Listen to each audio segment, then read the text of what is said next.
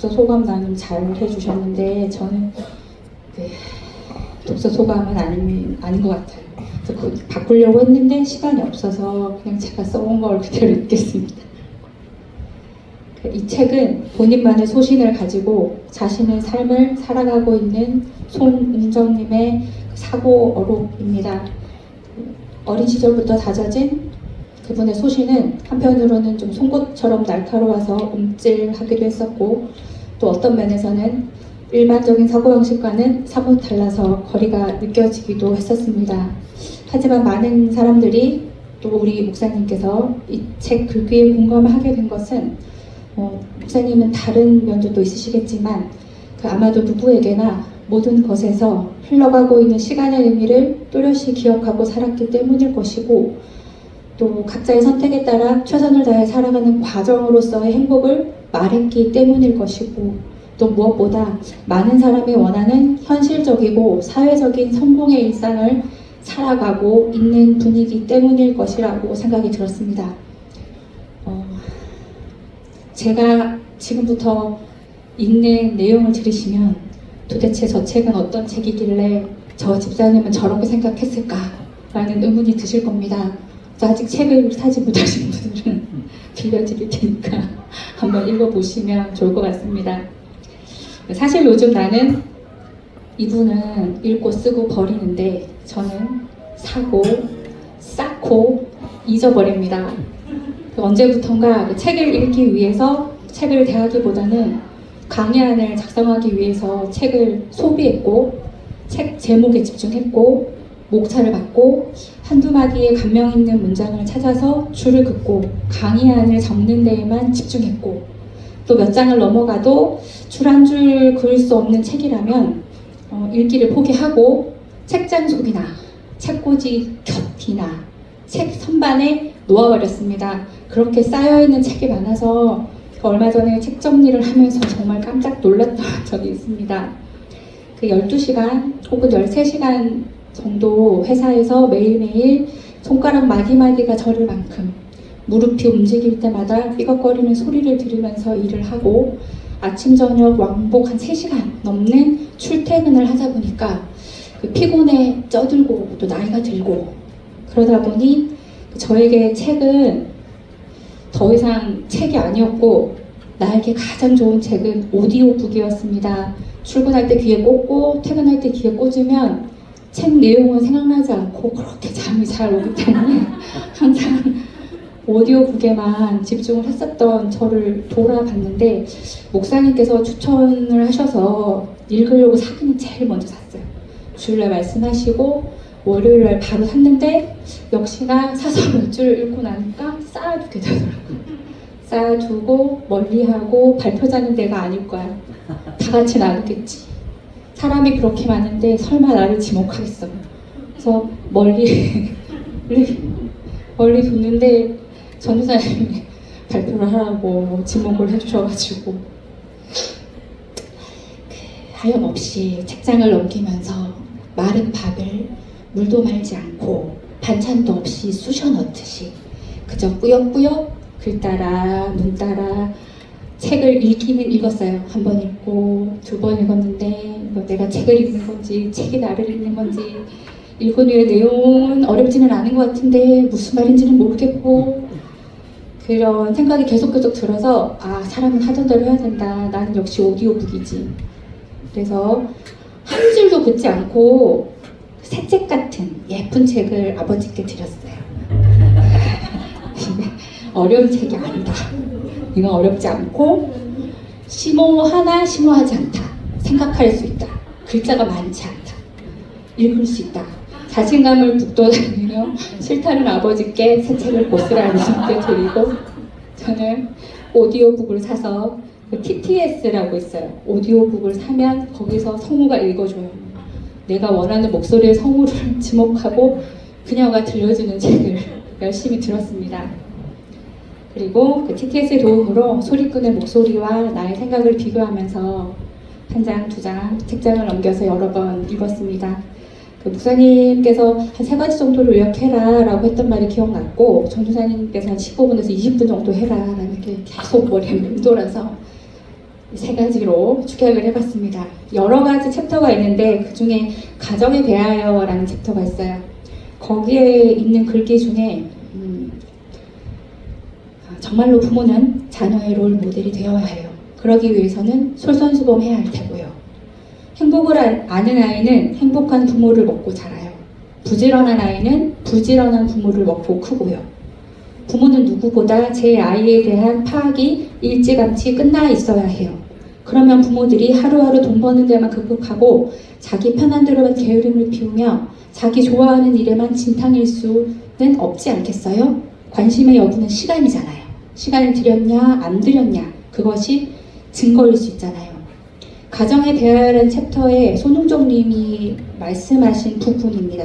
이 두 부분이 저는 좀 많이 기억에 남았고 이 두 부분을 가지고 제가 생각을 좀 정리했습니다. 마침 나는 요즘 아버지 하나님께서 또다시 마른 우물처럼 고갈되어 버린 나에게 시원한 구름으로 넉넉한 나무 그늘로 쉴만한 풀밭으로 달달한 샘물로 나를 만나주시는 시간을 보내고 있다. 잠을 얼마나 많이 잤던지 주말마다 잠에 묻혀 살 때 초등학생이었던 나의 아들은 다정하게 이렇게 말했다. 엄마는 잠만보야. 며칠 전에 이제 중학생이 된 아들이 나에게 한층 더 다정하게 이렇게 말했다. 엄마는 신생아야. 손우정님이 한 말과 내 삶이 너무 상반돼서 아들한테 이 글을 쓰면서 물었어요. 넌 행복하니? 행복하다고 하더라고요. 요즘 화를 안 내고 다정하게 얘기도 들어주고 행복하다고 하더라고요. 그래도 다행인 것은 나는 요즘 나의 아들의 삶에 대해 하나님께 묻고 맡기고 묻고 있다. 조금 더 부지런하고 조금 덜 피곤하였더라면 좋았을 테지만 현실에 나는 이래저래 많이 늘어져 있어서 때로는 뜨거운 태양에 목말라하는 들꽃처럼 바닥에 납작 엎드려 있지만 때로는 손가락 하나 까딱할 수 없이 기력이 쇠하는 느낌에 정신을 차릴 수 없을 정도이지만 그래도 다행인 것이 나는 요즘 나의 아들의 삶에 대해 하나님께 묻고 맡기고 또 묻고 있다. 그리고 아들을 대할 때마다 나를 인도하신 하나님의 은혜를 속삭여주고 아들의 일상을 들을 때마다 하나님의 돌보심을 함께 감사하며 매일 밤, 매일 새벽 하나님 안에서 평안히 잠들어 꿈꾸고 있는 아들을 보며 하나님께 감사 기도를 드린다. 비록 나의 지금 모습이 멋진 롤모델이 되지 못할지라도 함께 기도하며 예수님을 닮아갈 수 있도록 바라고 기도한다. 운동에 대하여 많이 움직이세요. 사람의 노화는 하체부터 옵니다. 그냥 걷기라도 하세요. 앉으면 죽고 서면 삽니다. 이건 제가 한 말이 아닙니다. 저는 언제나 제 분수컷이어야 한다는 생각을 우선으로 해요. 인상 쓰지 않을 정도로 가볍게, 지체 모를 정도로 빠르게. 이게 분수란 거 아니겠어요? 병은 지속된 문제의 결과잖아요. 균형을 생각해서라도 운동은 죽을 때까지 해야 돼요. 이것도 손우정님의 말입니다.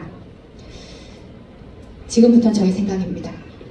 문득 고등학교 때였나 동생이 농구를 가르쳐 주려다가 화를 내던 날이 생각이 났다. 정말 열심히 하라는 대로 드리블도 하고 슛도 했는데 폼이 엉망이라며 동생은 고개를 계속 저었었다. 원체 근육이란 게 없는 아기 몸이었는데 어찌나 농구공은 무겁고 골대는 높던지 다리도 풀리고 하늘에 가까운 골대와 땅에 가까워진 내 몸. 그때 동생이 말했다. 누나는 숨만 쉬어. 몸이 너무 아파서 기다시피 병원을 갔었는데 의사 선생님이 그러셨다. 환자분 너무 안 움직이셔도 아파요. 오늘부터 숨쉬고 걷는 시간을 늘려보려고 한다. 3번 사색에 대하여. 세상을 바꿀 생각은 누구나 하지만 자신을 바꾸려고 하는 사람은 아무도 없다.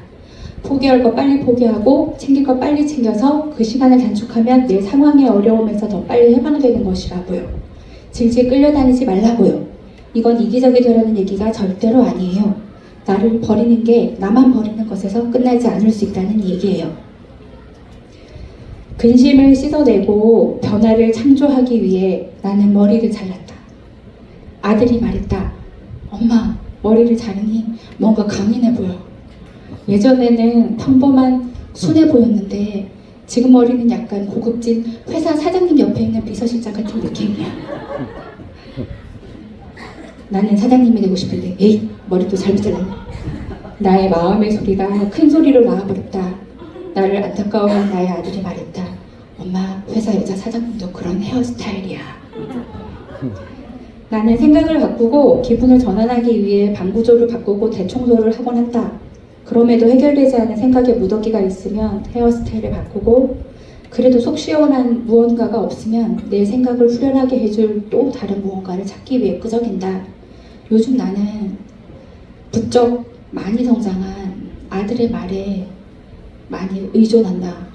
내 생각이 정리되지 않을 때 아들에게 슬쩍 질문을 던지면 때로는 다정하게 때로는 귀찮아하면서 그렇게 성실하게 엄마의 말도 안 되는 질문에 우리 아들이 대답을 해준다.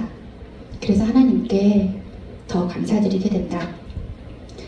요즘 나는 하나님께 묻고 상황을 지켜보고 생각을 이야기한다. 하나님을 향한 질문과 고민들이 주일날 담임 목사님의 설교 말씀으로 풀어질 때에는 감격의 눈물을 흘리기도 한다. 그리고 묵묵히 나를 지켜봐 주시고 나를 위해 기도하시는 부모님을 본다. 그리고 짜증을 낸다. 그리고 밝게 웃으며 나를 보며 나는 행복해, 엄마 사랑해 라고 말하는 아들을 본다. 몇 년 전인가 어떤 자매들이 나에게 질문을 했다. 자매의 삶은 계속 가난하고 늘 궁핍하고 도와주는 사람 하나 없이 매일매일 힘들기만 한데 그 정도면 하나님을 찾는 것이 헛된 것이 아닐까? 하나님 계시다면 자매의 삶은 왜 그토록 고통의 연속인가? 도대체 왜 예수를 믿는 건가? 그때 내가 대답했다. 아직은 내 생명이 끝난 것이 아니고 그래도 내게 하나님이 있으니 오늘을 살아갈 수 있습니다. 지금은 이렇지만 나중은 아닐 겁니다. 하나님이 없는 인간의 삶에는 해답이 없고 하나님 안에서라도 사람마다 살아가는 방식이 달라서 나는 옳고 당신은 틀렸거나 혹은 당신은 멋지고 나는 그저 그렇다라고 단정 지을 수는 없다. 모두가 연습 없이 살아가는 인생이기 때문에 더욱 그러하다.